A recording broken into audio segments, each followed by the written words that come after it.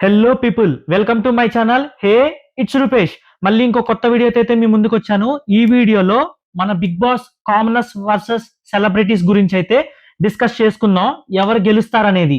ముందుగా డెమోన్ పవన్ గురించి చూసుకుంటే, డెమోన్ పవన్ చాలా కష్టపడి అగ్ని పరీక్ష నుండి బిగ్ బాస్ లోకి అయితే వెళ్ళాడు. వెళ్ళిన తర్వాత మనోడు అసలు ఎందుకు వెళ్ళాడో అనే పదాన్నే మర్చిపోయాడు. రీతుతో ఫ్రెండ్షిప్ చేసిన దగ్గర నుంచి కూడా మనోడైతే చాలా గ్రాఫ్ అయితే పడిపోయింది. బయట ఎక్స్పెక్ట్ చేసినంత విధంగా అయితే వెళ్ళలేదు.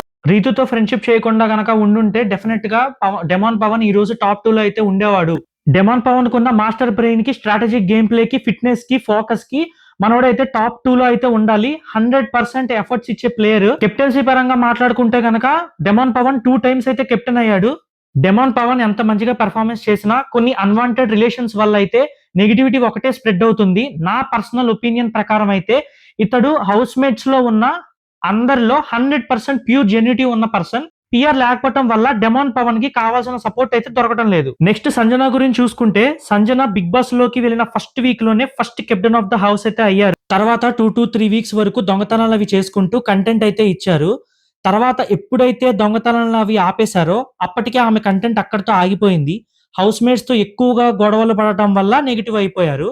టాస్కుల్లో వీలైనంత వరకు పెర్ఫార్మెన్స్ ఇచ్చారు, కానీ పెద్దగా గుర్తింపు అయితే రాలేదు. అయినా టాప్ 5 వరకు వస్తారని అసలు నేనైతే ఇప్పుడు దాకా అనుకోలేదు.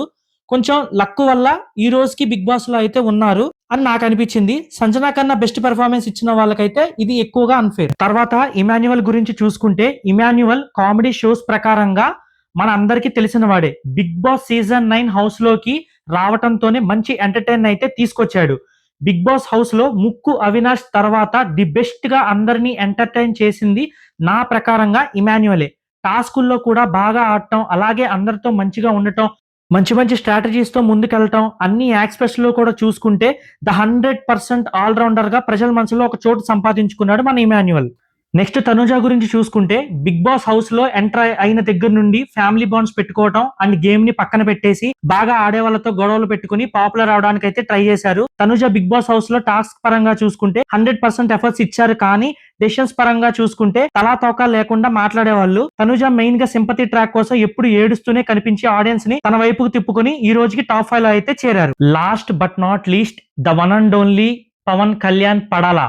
కళ్యాణ్ గురించి చెప్పాలంటే, సోల్జర్ బ్యాక్గ్రౌండ్ నుండి టీవీ ఎంటర్టైన్మెంట్ బ్యాక్గ్రౌండ్ కోసం అగ్ని పరీక్ష ద్వారా బిగ్ బాస్ ఆడియన్స్ ని మెప్పించి హౌస్ లోకి ఎంటర్ అయ్యాడు.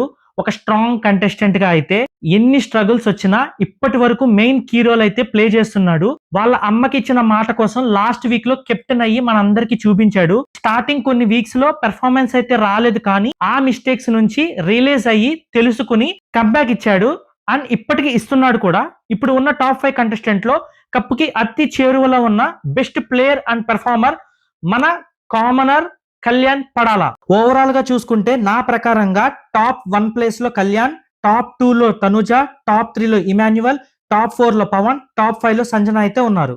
Thank you for watching. Please like, share and subscribe. Hey, it's Rupesh signing off.